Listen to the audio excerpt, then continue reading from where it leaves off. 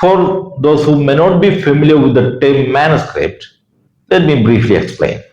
The printed books which we have today exist only because of the invention of the Gutenberg printing press. Before that, everything was handwritten, every copy of every book.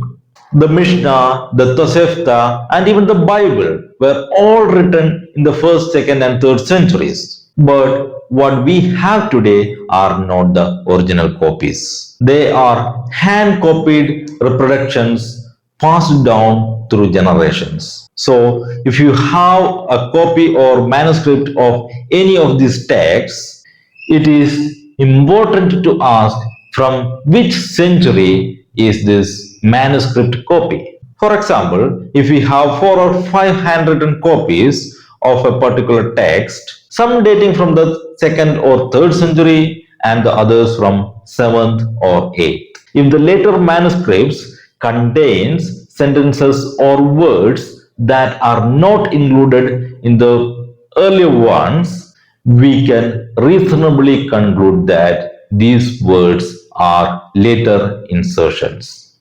That's what scholars call an interpolation.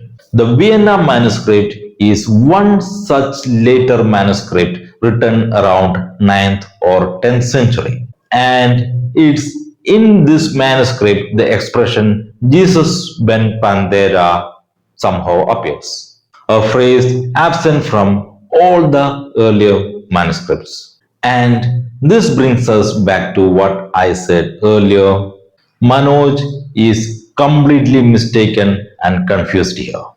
The supposed statement from Eleazar, son of Hyrcanus, from the 1st century is actually a much later interpolation added into the story of Eleazar, son of Dama, by somewhere around 10th century.